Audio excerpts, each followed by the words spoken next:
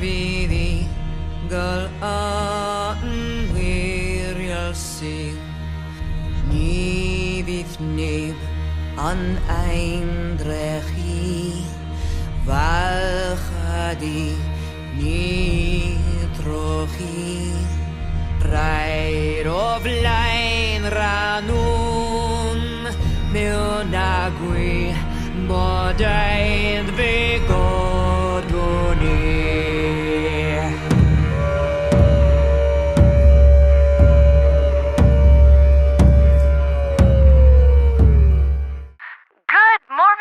Jumpers. Welcome to the party, pal. You likely know the intro song for this morning well, The Politics and the Life by Daniel Pemberton, but some of you might also know it as The Light of Iden. Regardless, you know the music. Time to dance. For all you new people tuning into WFAR, allow me to give you a quick recap of the current situation. Normally, the usual crowd of capes does an excellent job of keeping alien scumbags off the lawn. They scare the kids, you know? And they do horrible things to the property values. Right now, we are currently in the midst of a triple offensive.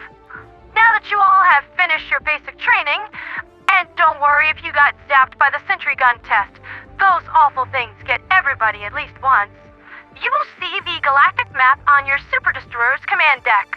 Lots of bright and flashy and pretty lights, but relatively little context. To the east is the Terminid Quarantine Zone, or TQZ. If you have seen Starship Troopers, you have a pretty good idea of what this faction is capable of. This is, we have Whiskey Outpost at home. Relatively little in the way of ranged enemies, but plenty of melee fighters, and my siblings in Liberty, they do not stop. Ever. And neither should you. A highly mobile and agile mentality will serve you well here. Best defense? Don't be there. You can have all the armor mitigation in the galaxy that you want, but it will never beat an attack that misses you entirely. To the west is the Automaton excessively militarized zone, where the battlescape is more akin to the cool intro scene from Terminator 2. Big, slow, dumb, and tough. Bots just want to stand out in the field and shoot you forever. And it is completely okay to have a bit of a, shall we say, fearfully moist reaction the first time that you see a factory strider in the wild. We've all seen the simulations. They are tough, but they are not invincible. Stick with your veteran Helldivers. They'll know what to do. To the south is the Illuminate Death Frontier, and with an appetizing name like that, it's probably not a great place for your first deployment. The Illuminate, or Squids, practice a bizarre type of necromantic combined arms philosophy. Zombies, or voteless, are constantly in your face in massive swarms. Witnessing crowds of upwards of 40 shuffling around is not uncommon, and geez, these suckers can really move. As in, a Helldiver in light armor at full sprint will only barely be able to keep ahead of them.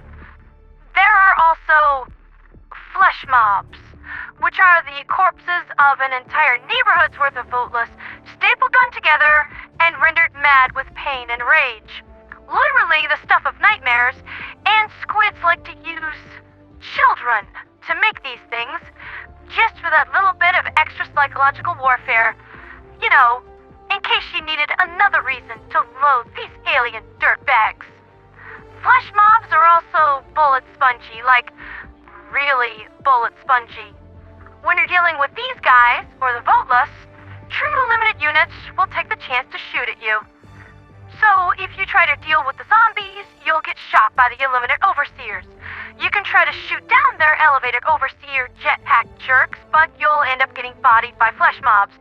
You can try to run away, but the jetpack guys or the sprinting voteless can easily keep pace, and if you are really unlucky, you'll get reduced to atoms by the air units the Illuminate have down there, one of which, dubbed the Leviathan, is so well armored and so tough that the standard operating procedure for dealing with it is not dealing with it. Hide and wait for it to pass you by. This is a truly awful realm that never wants you to be comfortable, and green as you are, you might not have the necessary tools or the skills to deal with all this stuff anyway, so for now, while I can't stop you from traveling to the IDF, I can highly discourage it. Speaking of toolkits, let's take a good look at the basics.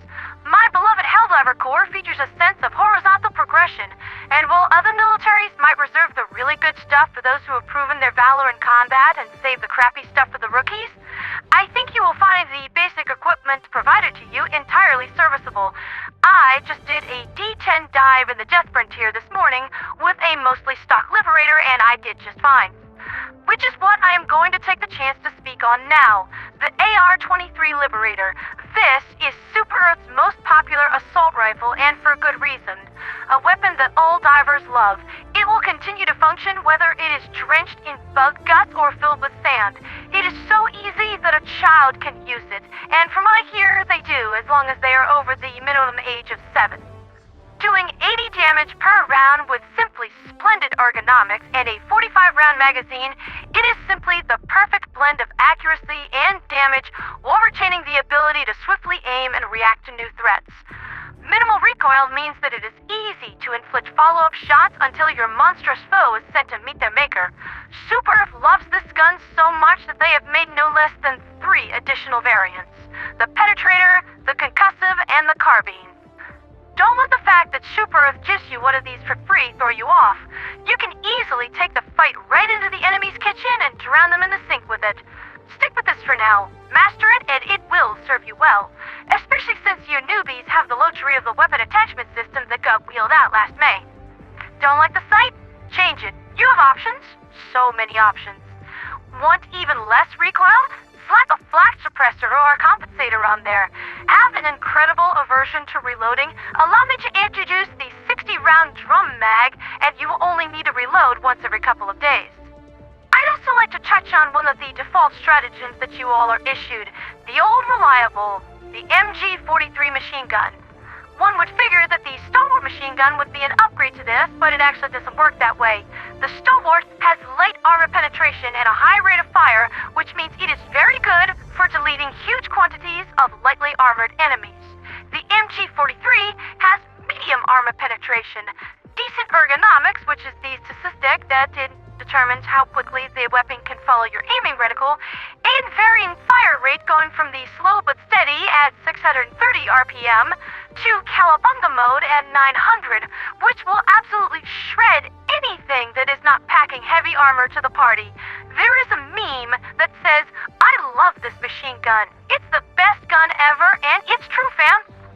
What I am trying to say is that your default support weapon is actually one of the most viable and reliable weapons in current circulation, and it will serve you very, very well during your initial dives while you get your feet wet in bug guts. I could go on for hours, but WFAR only has so much airtime set aside for me. For further detail, please refer to the Beginner Guide to Helldivers on the Freedom Alliance's Super YouTube channel. Those listening on my own SuperTube channel will find the link in the description below. That's been Liberty's Latest with me, Pandera the Radio Angel. I'll be dropping hints and tips for the mean and green crowd all week long, and maybe for a while afterward too. We just got a huge amount of reinforcements, and it feels like the Liberation Fleet could do with a little bit of a refresher course. At 1,400 hours of mission time and 3,000 successful drops, I'd like to think that I know my stuff. For liberty, for freedom, for democracy, and for Super Earth.